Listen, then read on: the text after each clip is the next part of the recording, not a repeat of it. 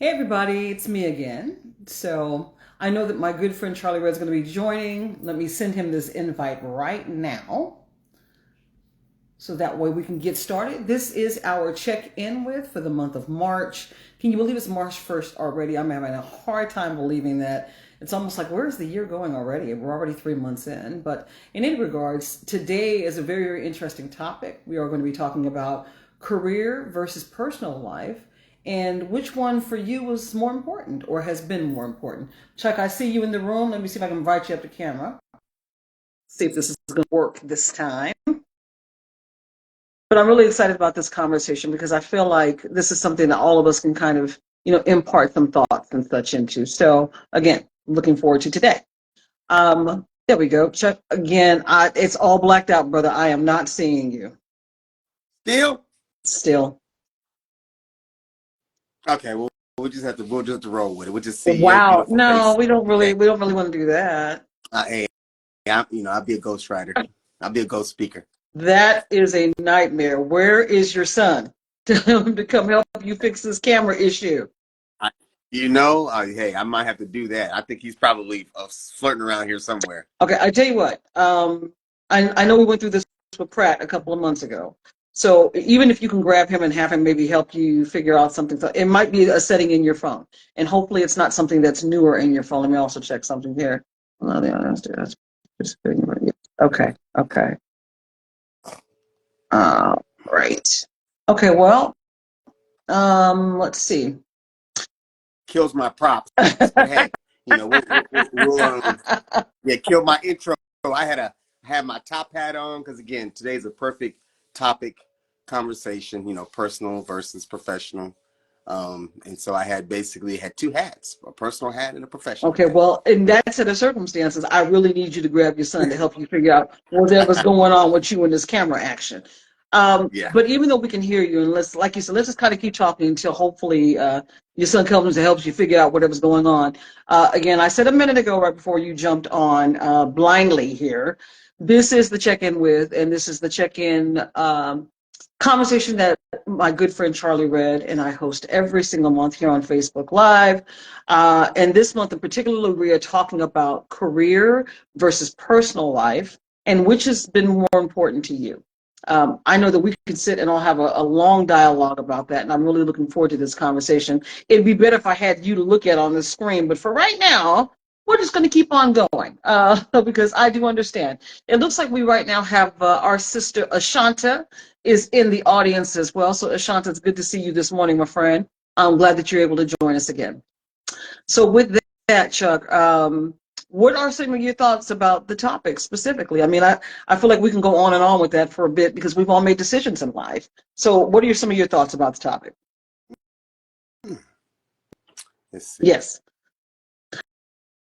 Okay, and somehow you dropped off. All right, well, then I'm just going to keep on going here, Chuck. Uh, Let me know when you're back and I'll invite you back up. Everyone, is really going to be that kind of month, I promise you. We're starting out our check-in with the right way for the month of March. So there you go. Chuck, I see that you're in the room, but that's okay. You kind of let me know when you're able. As a matter of fact, I'll make sure that you're not sending me any text messages or anything. Nope, don't see that. Okay. So again, the topic that we have today is career versus personal life. And if I spoke specifically from me while we wait for Charlie to be able to figure out what's going on with his camera, um, I made the decision to put personal life before career early on. I was married early. I got married when I was 18, and decided that I wanted to do that before I had a real career. Because, like a lot of people, you don't really know what you're doing that early on. I mean, unless you're that oriented, and I was not. But if you don't have any semblance of an idea of know what it is that you're doing, then you just have to kind of figure it out. And I felt like getting married early was something I wanted to do, number one, because I felt like I was running to get away from my parents, an authority type thing. If you feel like you had enough of it in 18 years and you were ready to fly the coop, I was ready to fly the coop. But I chose personal life over having a career because I was married to a man that was in the military. And with that, brings on a whole different set of challenges because my mother had done the same thing. You know, my dad was in the Air Force. My older brother, Dane, was in the Army. My now ex-husband, because I've been married twice, was in the Marine Corps and also / the Army. My current husband was in the Army. So apparently some type of military life was I was bound and determined to be involved with military in some kind of way. But it allowed me to have to make a choice to pick personal because moving about has never been easy. It was never easy to have any long-lasting career in any particular field, simply due to the fact that I moved every handful of years. You know, being a military brat was one thing.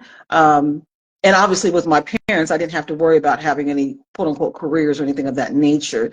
Just, you know, be the best kid I could be, which I wasn't the greatest of children either, but do the best that you can and you kind of go from there, da da da da. But with that being said, when I say I made the choice for personal, once I met my now ex-husband, and then I knew he was military, and I knew that we would move about a tad bit. At the end of the day, it only made sense for me to say, okay, I need to make sure that I'm going about this the right way and support him. And that's the decision that I made, supporting him. And however many times we moved, or however many different ways, shapes, forms that Uncle Sam said that we had to kind of move about this country or overseas, you just kind of do that. You don't ask a lot of questions. But again, it took away my ability to be able to have what I would call a career early on. So I'm going to pause there for a second. Chuck, I see you back in the room. Let's see if I can add you real quick and see if it's going to work this time. We're going to keep our fingers crossed that it's going to work. And again, it is a black screen. But you can hear me though. I can hear you just fine. Okay. But go ahead. Continue with your monologue. It was good. Absolutely. You know, I'm giving my testimony as, you know, nothing new there. This is very odd. This is very odd. So this is going to be the odd version of the check-in with. We're going to have to figure out this whole camera thing. But anyway, so what I was basically saying, Chuck, was the decision that I made early on was to have personal life first before career. At the end of the day, what was more important to me, having been married again to my first husband, him being military, it was just too important because I had seen my mother do that. I had seen my mother, again, follow my dad to every, you know, port of call and duty station and da-da-da-da. And I don't feel like she had a career until after we landed in California, and she had said to him, we're not moving anymore. You know, you're going to have to find a way for us to be here. And, you know, Dad was stationed at Norton Air Force Base. But we had to stay, and we needed to let these kids have some roots and you know, have some semblance of a normalcy of life and not just traveling about being, you know, little military brats all the time. Now, when I seen that and saw that my mother had kind of put her foot down, at least I had some kind of a blueprint to be able to say, all right, well, Mom did that and Dad was military, so it was normal for me to have married a man that was military. That's what I knew. And then for me to then say, well, he's the one, Uncle Sam says he's got to move, so if he moves, that means I'm moving. And so that enabled me at least to travel about a little bit. But again, the choice was to say family first, personal life first, and then everything else thereafter. So with that being said, that's the reason why I chose that. Now, would I do it all over again and do it differently? I wouldn't, because I'm grateful that I got married as young as I did. I started having children the age that I did, because again, my oldest son now was going to be 34. Grateful for that. You know what I mean? I'm 55. To have a 34-year-old is great. You know, so between just knowing that I have 3 kids that are the ages that they are makes me feel good to know that, hey, I made the right decision to have family first, to have personal first. Career-wise, I've actually had a great career. I've been very, very blessed that I can say that I worked in 2 different arenas of work, to call it that. You know, I worked in telecommunications for years. I mean, I was in management for years. Maybe I should say that. You know, I thought the end-all, be-all coming out of Eisenhower graduating is to have an office manager job. That was going to be my job. I want to be an office manager, and that's going to be the best, blah, blah, blah, because to me, that was the epitome of working. What little did I know, but again, and shout out to all the office managers out there. But again, what did I know? I didn't know anything. I hadn't lived any life. I had no idea. But to have been in telecommunications for a very long period of time, and then, I'm sorry? Go ahead. I was talking to my son. Okay. And Chauncey, if you're there, help Dad fix the camera. And if you need to say it again. Keep going. I say he's trying to. That's what we're working Okay. on. Wait, And if you need to jump off and want me to add you again, just let me know. But going from telecommunications and then changing that up to healthcare and doing that in my 30s, it was just a different thought process. And at the end of the day, again, I'm grateful. I'm absolutely grateful that I had the option to be able to change up. Now, mind you, uh, I did this in the midst of being divorced and da-da-da-da. So, personal life still came first, but my career choice, career path came later. And again, I'm grateful that I have had the career that I've had. I'm over 20 years in healthcare, so I'm happy about that. But to start out, telecommunications, and then before that, office management of some sort. I thought that was the end all be all. So, personal life definitely was the most important thing for me. So I'm going to pause there for a second. Again, I'm just going to kind of check and see who we have that's with us. Again, our sister Ashanta. Shanta Sanchez, good to see you. I see our sister Michelle Fernandez has also had joined us at some point. Our sister Angel Zini, good to see you as well. Appreciate you for checking in with us today for the check-in for the month of March. As I mentioned early on, we are going to be discussing, or in the midst of discussing, career versus personal life, and which is important to you, or which has been more important to you. So with that, again, I'm going to pause for a second because my brother Charlie Red, he's here, even though you kind of can't see him, but I promise you he's here. And I see Chauncey's joined. yeah, Chauncey, please let me know what it is you can see. Is Dad all the way, the yeah, screen no, all the way blacked out? no, it's not blacked out for him. He can see me. Is that right? You're the one. Yes, you're the one that can. Yeah, Okay, good. he can show me the picture. But again, just to continue to the conversation, you mentioned a couple of things that were very, very profound All right. in your testimony, because that's really what it is. It's testimony. The first thing that actually struck me was the whole military family and family life with respect to military. That's why usually when I do run into, and I'm married into a military family, so usually when I meet a military personnel, I don't say thank you for your service. I say thank you for your sacrifice. Because Mm-hmm. once again, service is just a part of the job. It's like any other job, but it's the sacrifice that goes along with it Mm-hmm. that not the individual service member has to do, but their families have to do as well. Absolutely. I also appreciate you going into the conversation that your mom and dad were having behind the scenes. These are conversations that take place all of the Oh, time. yeah. We don't know it, and as children, we don't know it because our parents will shield us from that. Mm-hmm.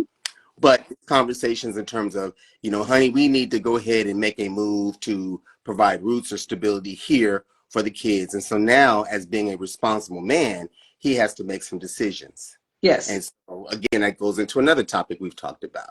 So that was the first thing that when you start talking about that, that was, again, it struck me. The second thing that struck me as you spoke and telling your testimony was the choice.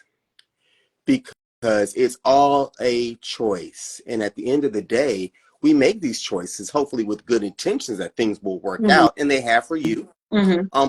People, they don't. Mm-hmm. And that's okay too. But it's really just it's a hard choice that we have to make. And so for me, when I begin to look at my life and my story, I was one of those when I first started out in my career, I sacrificed family because I was being responsible and thinking that I can be equally as responsible to family Sure. as well as job. But I had a certain type of job being in a residential environment where it's 24 hours a day, 7 days a week. And trying to do that with temporary staff, etc., I had to increase the amount of supervision Mm-hmm. to make sure that the people we were charged to take care of were taken care of. Mm-hmm. So I would get at 3 o'clock in the morning and drive from Harlem into Brooklyn, just to make sure that staff weren't falling asleep, that they were doing what they were supposed to do, monitoring the lives of the people that we were chose to serve. So, Mm-hmm. Mm-hmm. yeah, I was sacrificing, my family, and at the end of the day, I believe that they saw and noticed that sacrifice, but I had to myself make the choice to say that's something I'm not willing to do anymore. So even now, as we're going through, my children, they'll even tell you that there's been certain jobs that I'm quote unquote qualified for, credentialed and otherwise, that I didn't take that actually paid a lot more than what I'm making. So yes, it could have actually, financially gave a better picture for the family. But I said, you know what? I would much rather stay local. And if any of the children get sick, I'm available. Let me take a job that's more flexible So if they need, I need to go to the doctor, I can do that. Both of us could not be on the road. Right. So somebody had to basically be the one to make that decision.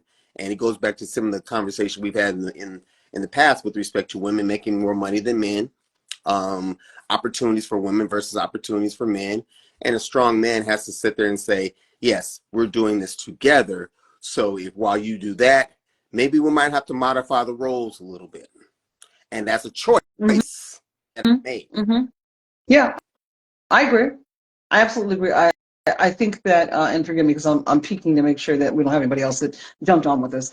At the end of the day, it's interesting to hear from the perspective of you, with me understanding your background, and the choice that you made, that, like you said, the sacrifice you made as a man.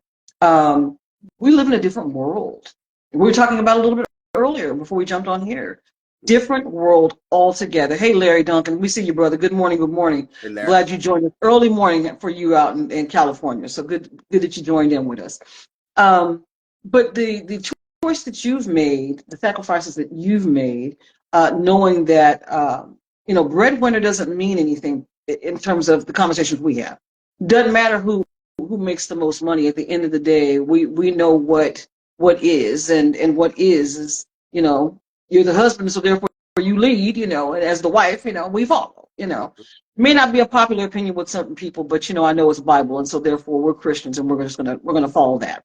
But with that being said, it's interesting to hear that how you describe it or have defined it is the sacrifice that you've made being a responsible man. Again, we live in a different world than we did in our parents' generation. And I'm not suggesting that there weren't at that time maybe some women that made more money than men, but it's a lot more predominant and prevalent now. Yes. And so therefore it's interesting. It's almost the shift, it's an interesting world. That's the only way I can put it. It's just an interesting world that we live in, that because of that fact, that men have to be more flexible with the concept that some women may make more, or my wife or girlfriend, whatever, may make more money than me. So how am I going to go about kind of maneuvering and still maintain this head of household, this leadership, because it's not about the finances. Mm-hmm. Not about the finances, it's not about the material things, because both of those come and go. Yes. Absolutely come and go. And I don't want to go too far off of topic, because I know we're talking about career versus personal life, but I think that you bringing this up is crucial because it does play into it. It does. It's all about a choice that we all make. It And the sacrifice you talked about, I completely understand it, because I think that historically it was the women that made that kind of sacrifice, because like you said, that's what I saw in our mother's generation, our Yes. parents' generation. Yes. That's what women did. Yes. We followed the man. Yes. But it also takes me back to it was The Wood, one of our favorite movies, where the brother was talking about Mike following his girlfriend to whatever school she was going to go to. But yet he decided, right, but yet he decided to go wherever he went to, da-da-da-da. I think it's very, very interesting that society has said men aren't supposed to follow. You're supposed to be the leader, and let that woman follow you, because that's exactly what brother said in the movie. What you doing? You're not supposed to be following her to school, blah, blah, blah, You could have went right here, blah, blah, blah. So again, we're in a different world right now. And to be a responsible man, as you've said, because I can't speak from that perspective, but to be responsible and to be flexible, pliable, to understand that, hey, things are going to come at me in life that are not of my normal, but in the same time, I'm going to roll with it because I'm still who I am. Correct. And we're going to do this thing together, but I'm still who I am. It doesn't diminish who I am. That's correct. I'm still that person. That's correct. And as long as your better half respects that, you'll never lose. And that's the center of it. And that's where your power comes from. You have to be aware of who you are self. Absolutely. And once you're aware of who you are self, you can make those choices based upon that awareness, despite what anybody else may think. Absolutely. So that's where your choices become reinforced when you have knowledge of self. You know why you're doing what you're doing. You're not just doing it haphazardly, but you know exactly why you're making the choices that you're making. So it goes back to our topic in terms of professional versus, personal. So you can't see me, but those who can, I have my personal hat on. So I have my Eyes Eye Golf hat on to represent the personal decisions that we have to make. And then I have as close to Django as I could possibly get, because I've been watching that recently. I have my Django hat on. So again, that's the professional side. So, you need one, you need the other. And sometimes one may become even more important than the other. And sometimes the other may be more important than the one. But at the end of the day, what I've discovered, especially since professional really is really talking about materialistic things, okay, position in life, where you live, what you drive, etc. But at the end of the day, you can't take none of that with you. Come on now. And for those individuals who've had that type of near-death experience, while you're sitting there laying in the hospital with a BiPAP on your face, you're not thinking about the Corvette. You're thinking about the loved ones who are there or around you, or what's going to happen to them when you are gone. So we do need the career, because that helps us to establish our families and give them that foundation. So you really can't do one without the other. That's why I love the topic that, makes us look a little deeper into, one or the other or both, and how it affects each one of us at different stages of our life. I think that's something too, and I'm pause for a second because I see our brother Larry. He said he's often said that men are the canvas and women are the paint on that canvas, and he is who he is because of a woman. Well, brother, amen to that. Not mad at that, not at all. But I guess at the end of the day, something you just said and it struck a chord in me, Chuck, that it really depends upon where you're at in your life. Again, I don't know about, well, not you, it's slightly different for you. I've had, like I mentioned, multiple what I would call careers. I would definitely say I've had two for sure. I don't want to count the quote unquote office management thing, because to me, management is management. It didn't matter if it was people or, the process, management is management. So I don't care about that. But to say I've had, a career in telecom versus a career in healthcare, two different, totally different careers and career paths specifically for me. But I'm grateful that I've had both, because I can speak from both sides or da-da-da-da. But it also is a testament of where I was in my life. Office management, quote unquote, or early management, that's something that happened in my early days of being married. Then I had to be more specific after getting divorced, and that's where telecom came in, because of what was going on at the time. Da-da-da-da. It was easy for me. It was easy. Having these types of conversations come secondary to me, so it's not that big of a deal, and if I could do it here, imagine what I could do over that phone. Easy, right? But to then switch up somewhere along the road and say, you know what, I'm not feeling fulfilled doing this anymore. So it depends on where you're at in your life. My career changed totally after so many years. I may have been in the midst of divorce when I got out of telecom and went into healthcare, because I felt like I needed something that was a lot more substantial and that was more grounding. And it, for me, I wanted to be able to do more. I didn't feel there wasn't enough substance when I felt like I was doing. I wasn't able to be as helpful, as I was working in healthcare. And I know you get it because you work in healthcare also. But I just wanted to be able to help people. So I was like, I'm going to nursing school. In my 30s, I'm going to nursing school. Would never thought that, but I did. 20 years later, here I am. And but let me lean in by chance. No, I'm not a nurse, for anybody who thinks I am. I went to nursing school, but then I dropped out and decided I want to be a respiratory therapist. So I went and got that degree. And no, I don't do that now either. I work in clinical research. I'm giving all the goods away this morning. But anyway, for anybody that's wondering, like, what did she do? I work in clinical research. There you go. Okay. I'm sorry, Chuck. Go ahead.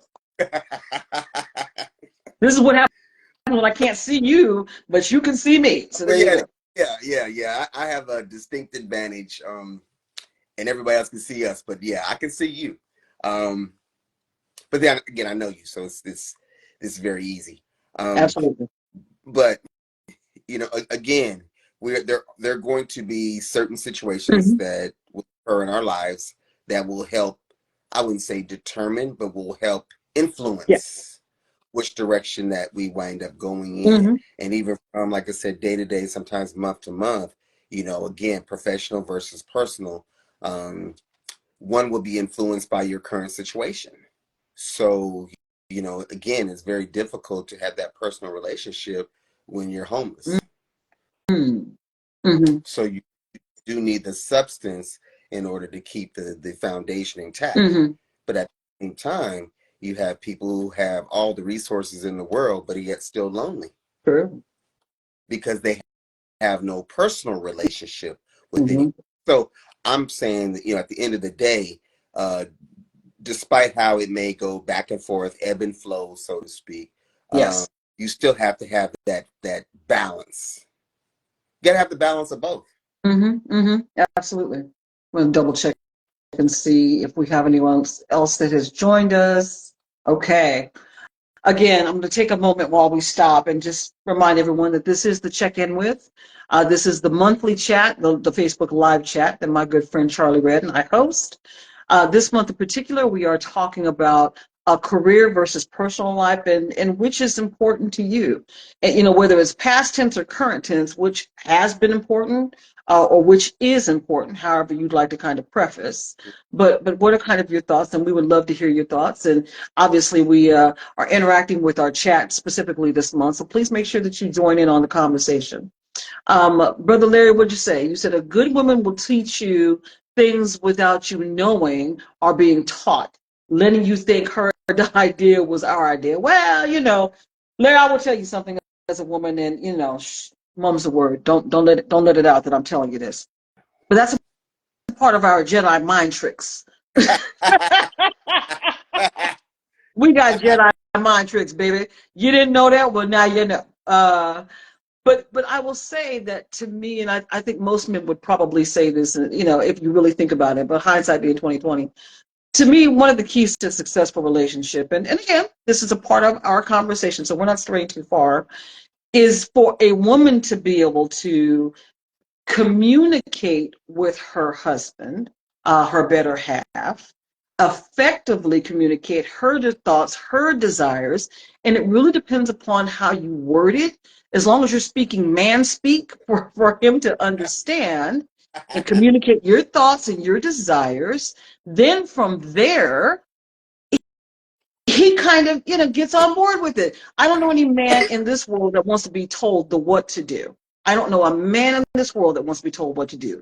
I don't care what the circumstance is. I don't care what the background is. I don't care if it's, job related or, relation, doesn't matter.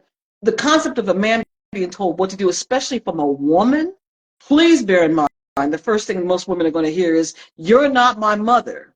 Okay, not trying to be last thing I want to be because I have kids, so I don't need another kid.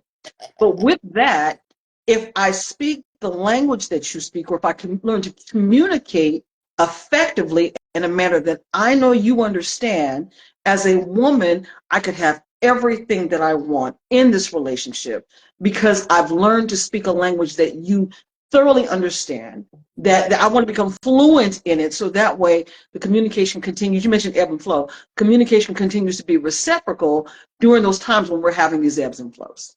So, Larry, to your point, I promise you, we women got Jedi mind tricks. And so, Well, therefore, hey, look, you do. don't talk No, about you it. do. And I mean, and I think the reason why I say you do it, I have to acknowledge that is because one of the biggest benefits to me having female friends, they will share with me those particular quote unquote mind tricks. But then I start to take a look at it. What it really boils down to is the power to influence as opposed to authority. So Or, well, influence, but are you suggesting that men are you saying that women are influential yes, to men? and pretty much it goes back to because you can take the same conversation and switch it Mm-hmm. to context with respect to even race relations. Mm-hmm. Anytime a certain group is viewed less than the dominant group or the major group or whatever else you want to call it, then the major group can choose to listen to or not listen to They Mm-hmm. want to listen to or not listen to. That's where power comes Mm-hmm. from. True power comes from if you are especially the minority group or the less influential group, when you're able to influence Mm-hmm. that Mm-hmm. dominant group. Mm-hmm. And so that's what women basically have been able to do. Mm-hmm. And that's what smart people actually, not just women, that's what smart people do when they're able to actually use their intellect to help influence a situation, as opposed to trying to take it over with authority that you do not have. Right. Well, and the adage of bees to honey, or for those that don't know that adage, you can, is it kill catch? I guess it's Catch, catch more bees with honey. Don't catch. want to say kill, but you can catch more bees with honey. I've just found that and you know this about me, that like, again, we've been friends for a very long time. Conversation is king to me, and to communicate effectively is one of the top three in my book.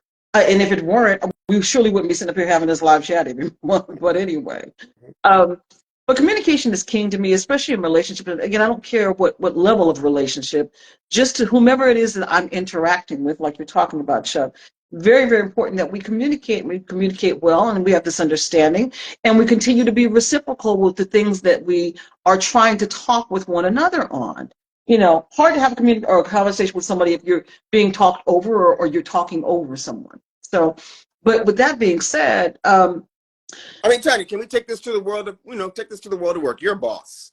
Okay. So just look at your subordinates. Okay. mhm, Um, you can have two people that can pretty much come and say the exact same thing. Why would you be willing to listen to one more so than the other? all Because depends on how you say things, right? exactly Like you said, how one actually you can't puts. come in guns blazing.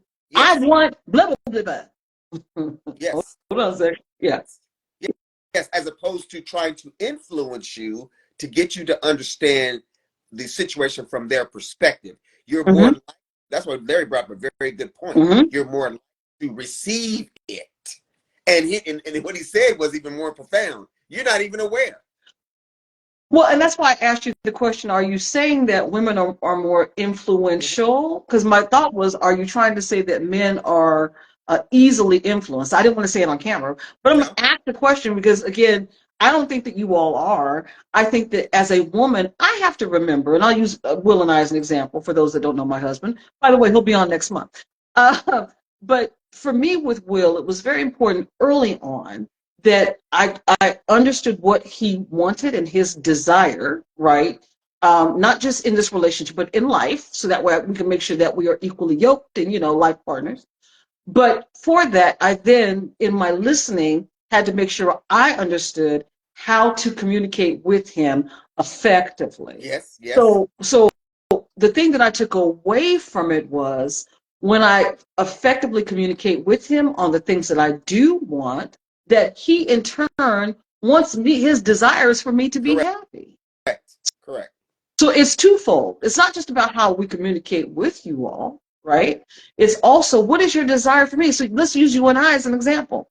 We talk every couple of weeks or whatever it might be, blah, blah, blah. We obviously talk once a month here. Mm-hmm. But in doing so, I know for all the years I've known you, your background, your personality, blah, blah, blah, blah, blah. I also know the things to not do and or say that would cause an issue or a rift. Now, with that, if I come to you in the right manner, I know that your desire is to continue to communicate with me, to be respectful of me, because that's what I'm bringing.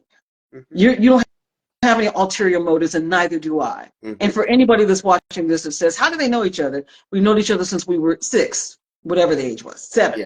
whatever. Been a long time. And by the way, he's a day older than me. Just put that out there. Yes. But again, that's what I'm referring to. But I'm sorry, Chuck. Go ahead. No. You were right on point. I see our And sister. I'm sorry. Go ahead. Go ahead. I mean, you were right on point. And so, again, you have to be able to adjust, like the fact that you're still looking at a black screen, and I'm not. But again, we have to adjust. And so, normally, if you were able to see me, you would see me nodding my head. And so now, since you can't see me nodding my head, I have to make sure I say yes, yes, as you're flowing, so you know that I'm in agreement. But that's what I'm talking. It's Yeah. the small Yeah. things. It's not the big things.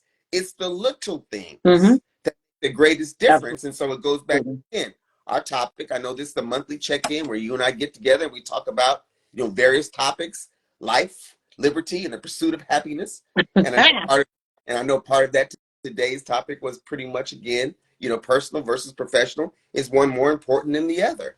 And again, it goes back to what I'm saying. It's the little things. It depends on where you are at that particular moment in your life. Absolutely. And what you place value on. Yeah. Absolutely. And why? Absolutely.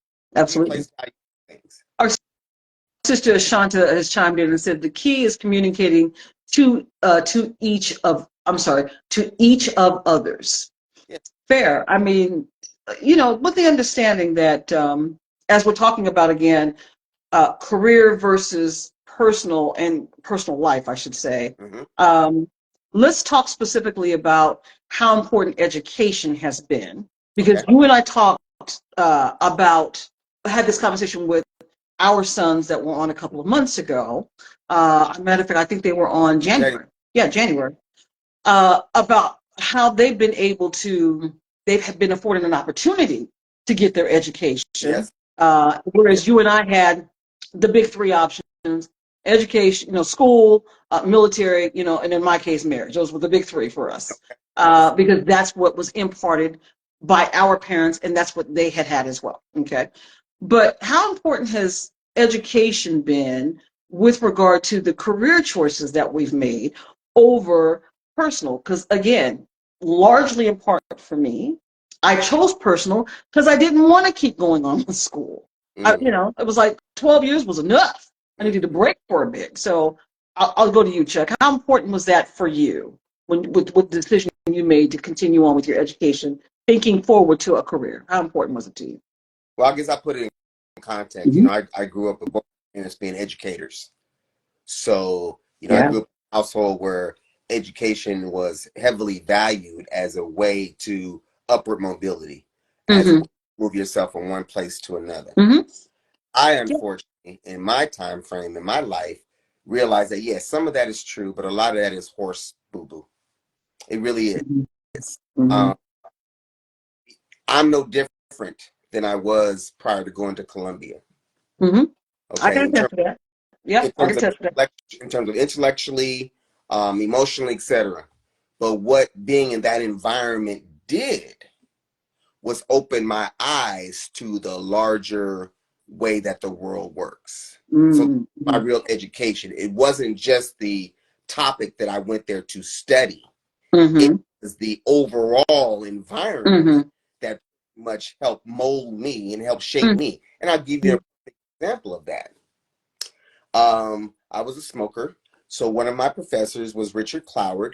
So every time again, you go to vote, you go to renew your motor vehicle license, they ask you to vote. He and his wife, Frances Fox Piven, were the ones who introduced that bill, the motor voter bill.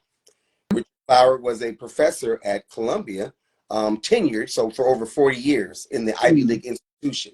We happened to be standing outside smoking a cigarette before class one day, and he said, I really like your papers, but let me go ahead and share something with you.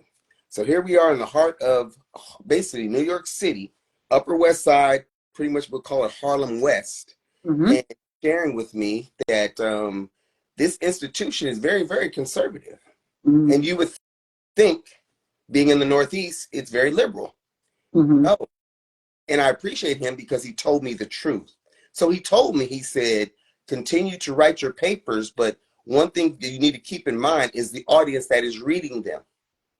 Yeah. So you might want to adjust.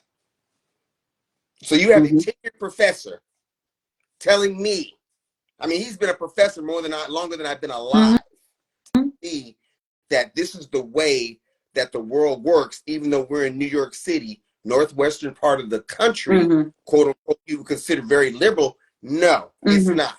Very conservative. So what I'm saying is that being that in that environment exposed me to, so now coming down here to the South, I had to realize that the environment in which I'm in might not be the way I'm reading it.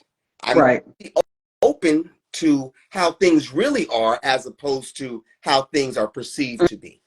So that's where education from, 1 + 1 is 2, A-E-I-O, U, how that has actually morphed into the ability to read your environment, And that's what really true education was. So how does that influence my decisions? It definitely has influenced my decisions because I realize that even the Bible says this, all things are good, but all things aren't good for you. Sure.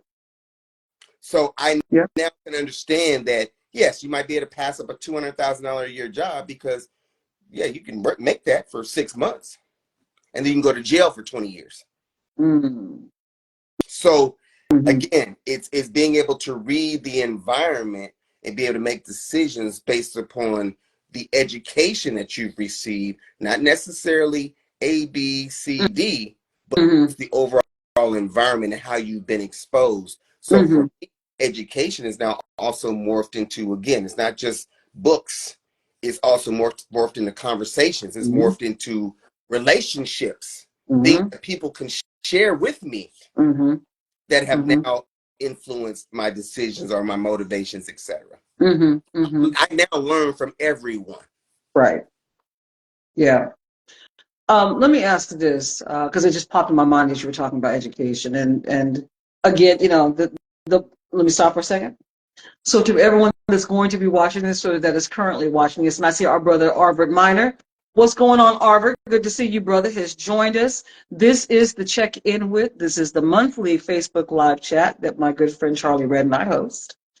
This month specifically, we are talking about career versus personal life and which one has been more important to you, or past tense, or current tense, which is more important to you. One of the things I was sitting here thinking about, Chuck, was family, and obviously that leans toward, well, family. I think is at the heart of everything we're talking about, because it's the choice that we're making of either choosing our career over our personal life, and our personal life being completely encompassed with family. But again, question I was sitting here thinking was, what influence did our upbringing have, our family, our parents have on our personal life? Meaning, you and I didn't come from big families. Mm-hmm. So when we start talking about which direction, it's kind of like being Robert Johnson at the crossroads, right? So we've now come to this point where we graduated from high school, right? Or we're in our senior year, and it's either, like I said, this direction or this direction. Okay, if I choose career or do I choose personal, and going the family route, did your upbringing have a direct impact, meaning your parents, the number of children that you were raised with, blah, blah, blah. Did you see yourself wanting to be a father, husband and a father? And how important was that versus you saying, no, no, no, no, no. I imagine myself being X, Y, Z, whatever role you throw in, whatever role you want to. Because ultimately I'm thinking, did my upbringing lead me more in the path of going personal versus going Yes. professional? Although, like you, okay, go ahead. Sorry, go ahead. No, no, no. I mean, you're profoundly Mhm, yes, and I can say mhm. that because again, I was just having a conversation with Greg Creighton, Sam Lamar, and Kenner King, and we were just actually talking about Love this. them, brother. And Hmm. I can say without a shadow of a doubt, yes. And the reason why I say that is because I watched my father do it. He had Mm-hmm. he had all kinds of opportunities, and again, we Mm-hmm. used to have these conversations. He shared them with me, but the profound thing he said was, I would rather be able to stay a high school guidance counselor, leave school at 3 o'clock or 3:45, and come watch you play. Huh? Absolutely. And come Absolutely. like so yes, he had to make it up in the summer through doing summer school, etc. But he's the other opportunities that were presented to him, he would actually prefer to be a father, and that's exactly what he was. Mm-hmm. And so that's why it was easy for me to make the choice when I was talking about earlier that both of us can't be on the road. That yes, my degree and my quote unquote credentialing would basically put me in a position to be Mm-hmm. a CEO. I've been a CEO, but be a CEO of a major corporation. Mm-hmm. Mm-hmm. The Mm-hmm. challenge is that to do that, it's very difficult to do both. Yeah. So while you're out there doing that, that means somebody else has to take the Yeah. slack of what you left Something's behind. So falling through the cracks because you can't do it all. you Yeah. can't do it all. So I Yeah. Like, chose my family over my career. So yes, does that mean I don't drive a Ferrari? Yes, that means I don't drive a Ferrari. Yeah, but you still have a nice car. You got a driveway full of nice I'm cars. just saying, Let's but just throw that out. they're old. Okay, they're old. But do I drive a brand new car? No. Does it mean that I'm walking around in $400, Nino Cerruti shoes? No, it doesn't. Does that matter? No, it does not. But that wasn't your choice, wasn't your preference to There do. you go. You're not that person anyway. Yeah. So that's So to me, it's a moot point to even bring that up because that's not who you are exactly. anyway. So that's what I'm saying. When you ask, does that influence? Yes, the way I actually saw it happening and play out does influence. And so we had the conversation, and again, I think I brought this up on the chat before Vinny passed. I told Vinny that, Vinny, you need to realize we will never be the men our fathers were. I said, you're talking about Vinny's dad was a coach, Michael Smallwood's dad was a coach, Joe Baca's dad was a coach, Greg Craven's dad was a coach, Shannon Moore's dad was a coach, your dad was a coach. That's what I'm saying. So Willie Louvert, the list goes on. Mel Henry, the list goes on and on and on and on. Chuck Lewis, Fred Smith, the list goes on and on. That the type of influence that these men in our community had on us, and we're not as involved as they were. But the one thing that we were allowed to do that I, kind of took from that just thinking back, I was in a position that I could look at several different men and take several different powerful points from each one that help influence who I am. So it goes back to your point, then your original question about were you influenced by? Yes, I was influenced by my parents directly, but I was also influenced by your daddy. I was influenced by Mr. Craig. I was influenced by Mr. King, Mr. Lamar. I mean, so the list goes on and on and on. Well, but we talked about this in prior chats, and I said it earlier. It's a different world that we live in.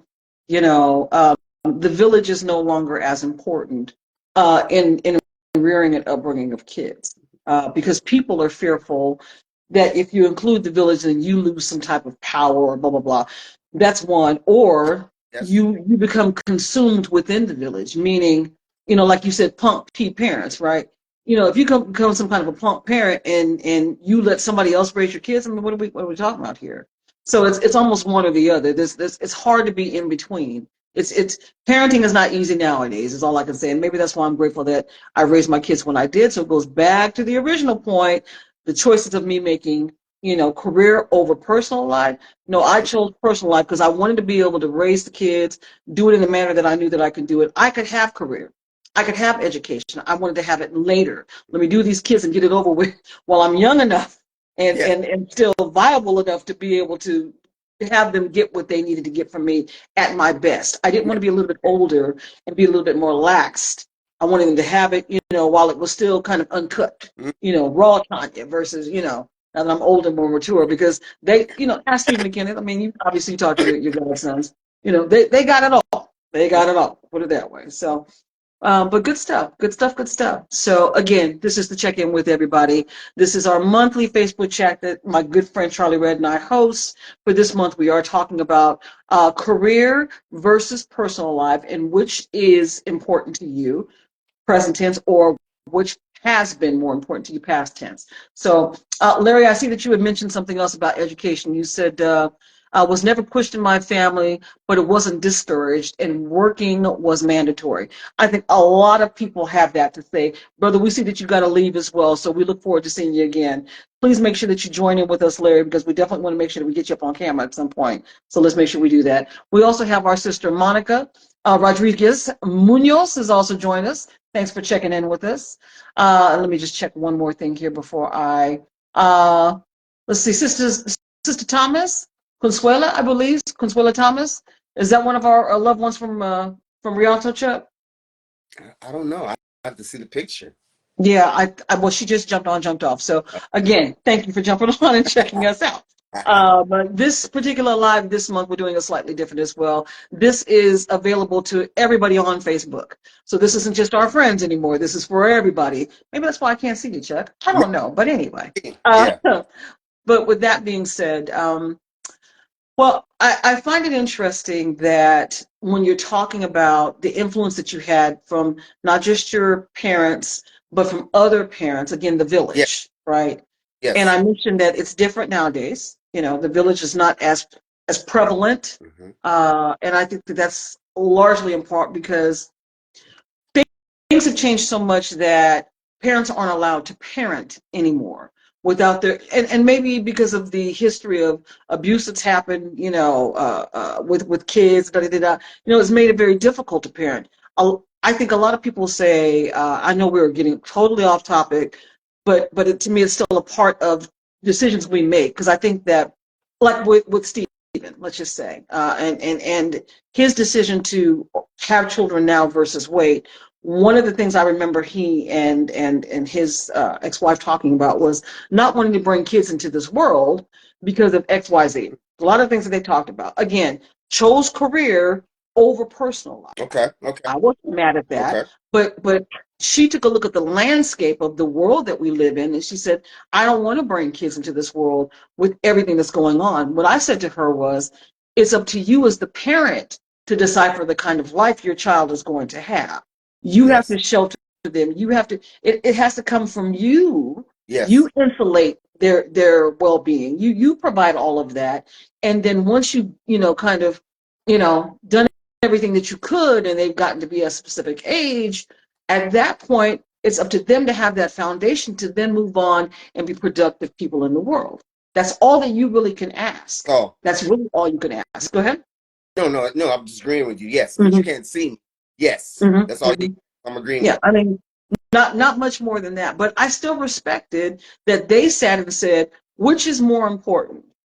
We both have a career and we're married and we want to have children, but I'm fearful of this world that we live in and everything that's going on.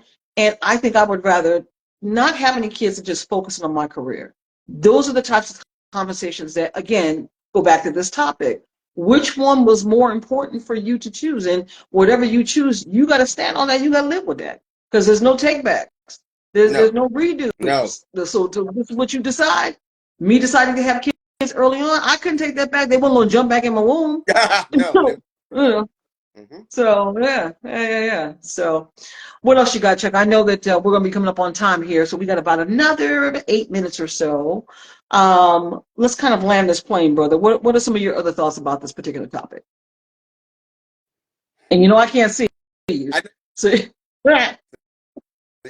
so you can't see me looking into my frontal lobe to. I pretty much think that oh God. we've kind of covered it. I think we've covered Yeah. it. We've brought other things that influence Mm-hmm. this Mm-hmm. into the conversation, so we haven't gone too far Mm-hmm. off because all these things play into it. And at the end of the day, my kind of summary of it is it's really about choices and decisions that you make. And I Absolutely. can try to go into deeper in terms of what things in your life have actually influenced those choices and decisions. Absolutely. Uh, Let me go back to something real quick, go and ahead. we can land it on Go ahead. this. I mentioned there's no redos. Hmm. There's no second chances. Let's say that you could. I just said to someone recently, I don't know if it was one of my kids, da da da da. I know it wasn't you that I said it to, but I know you're going to get this. If I could go back, and that's the dot dot dot, and you can kind of insert whatever from there. But if I can go back in time um, to any age. Um, just it's almost like Groundhog Day. If I can go back in time to any age, where would I want to go? Because again, that's going to change the trajectory of the rest of my life if I try to go back and do a redo. But the reason I say that is because earlier today, before I talked to you, Chuck, I was thinking about my dad, my late dad, and I was watching something and it made me think about him, and I was sitting back saying, you know what?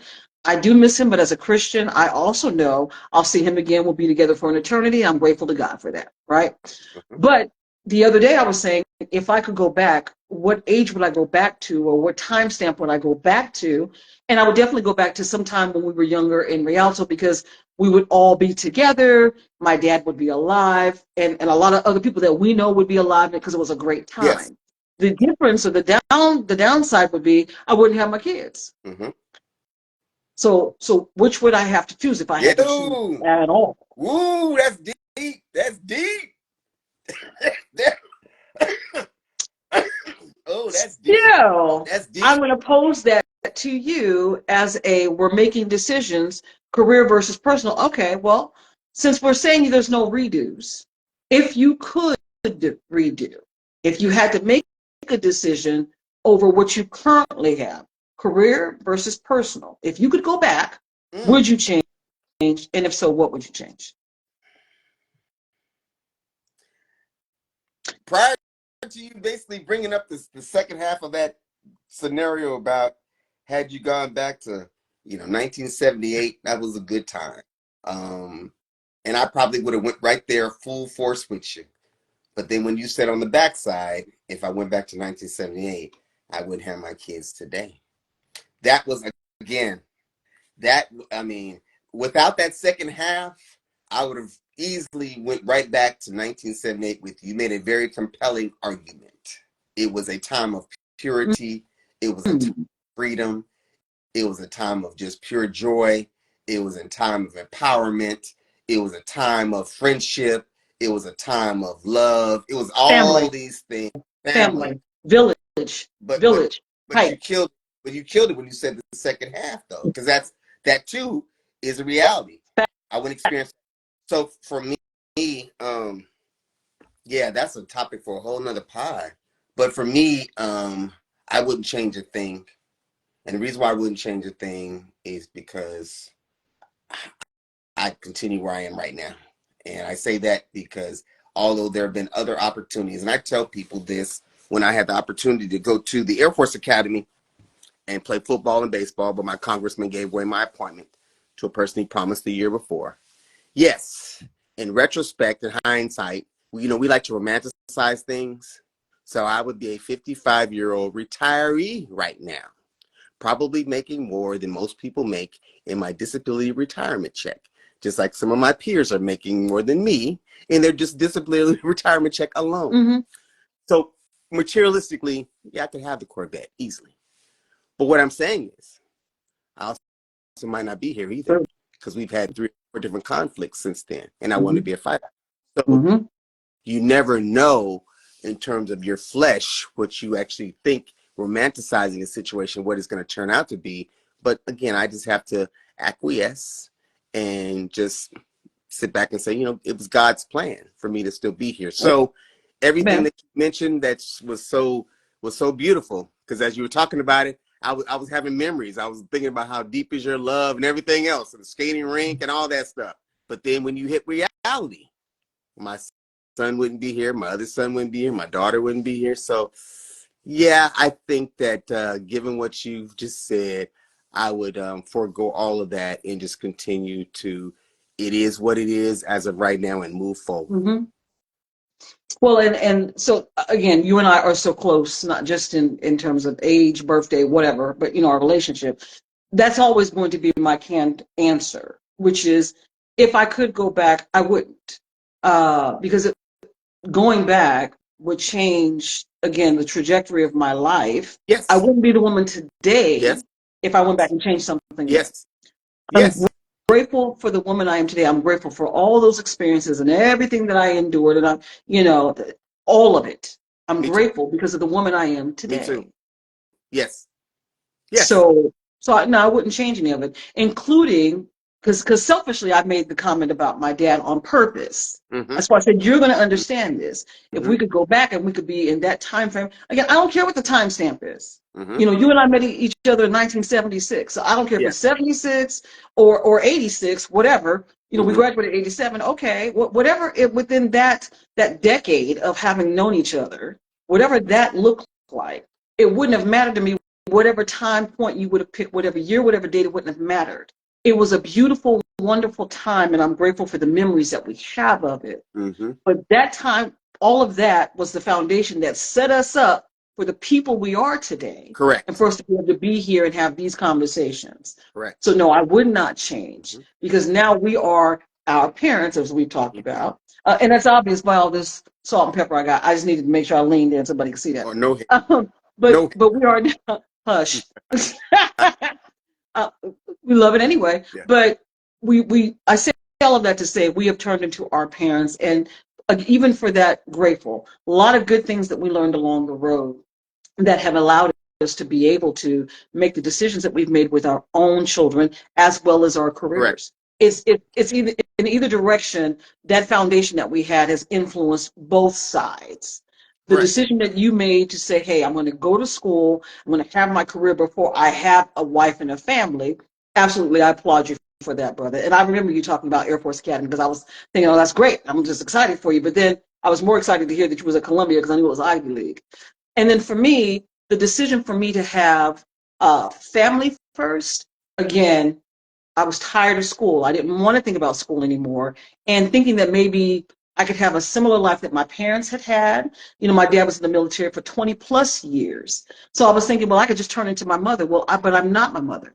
You know, I might slightly look at it with all this short hair, but I am not her. And I had to have my own path, my own life. And that didn't include being a military spouse like she was. And it included me having to endure divorce and everything else since then. Mm-hmm. So that being said, I wouldn't change in either direction, and I'm grateful, and I know you feel the same. Yes, So ma'am. let's see, who do we have? We have Lawrence Johnson. Thank you for the compliment. Great conversation. Our journey is our reality. Oh God, progress. Amen. Yeah. Amen. You know, again, then I'll say this because I know that Charlie and I are both believers, and I know that most that are tuning into this all know our relationship. As long as we keep God first in all things, then we're never going to fail because his Amen. word never comes back Never. void. And so Amen. he didn't do everything that he did here on this earth in the flesh for us to be able to fail. So as long as we keep him at the center, we're never ever going to fail. Keep your eyes focused on him always. Amen. Chuck, I know we probably got another minute. Actually, it's perfectly on time. I'm going to have you close it out, brother. What's your final thoughts? Have a good day. This has been the check-in with for the month of March. Again, we thank everyone that has either joined in into the conversation in the chat, as well as anyone that's joined in and that has viewed this conversation. I am going to give a PSA that's going to be our next month for April. April is Cancer Prevention Month. So we decided that, again, as a part of us coming into this new year and expounding upon the things that we talk about, we've decided that we want to be more intentional about some of the things that we talk about. And next month, we are going to be talking specifically with some cancer survivors. So please make sure that you join in with us next month. And I'm trying to think of what the date is next month, April. I don't recall off the top of my head, but as always, it's every first Saturday of the month. So we hope that you join us for that. Chuck, as always, brother, love you, appreciate you. Everybody, this has been the check-in with. We appreciate you for joining. We'll see you next month. Thanks again. All right. Bye-bye now.